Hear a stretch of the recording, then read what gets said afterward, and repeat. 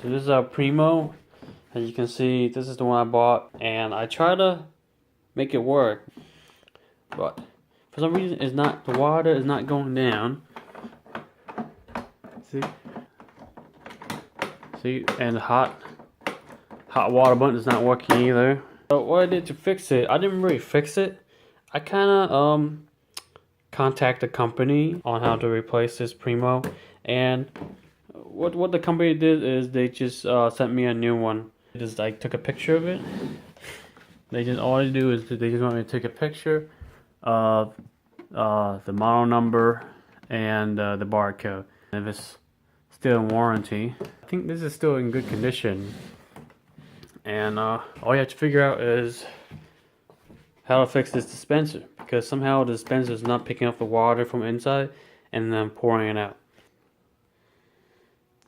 And just in case, you can do this with other product too, not only with one product. Water comes out. Yeah, it's supposed to do that. See, hot water comes out, and it's supposed to do that, but the original one that I bought did not work. So I don't know why. Not sure why. So it tried me crazy for a couple of days, and as you can see, this is all the setup. I did everything correctly. And then here's the limit warranty. And go down, they have their company name, which is Primo Water Corporation, 104 Cambridge. The address, it's good to know where the headquarters is, but I went online, www.primowater.com. I figured out what's their email and contact number through this website, and they just give me a new one. So there you go.